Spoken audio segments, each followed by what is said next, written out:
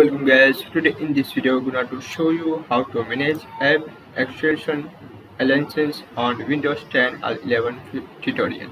So it's very easy. First you click on start and tap here settings. After click on settings,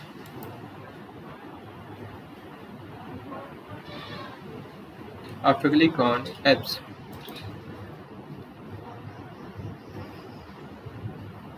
click on apps and future,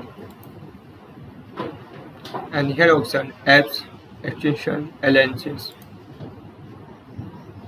that is apps can declare a name used to run the app from command prompt. If multiple apps use the same name, choose which one to use.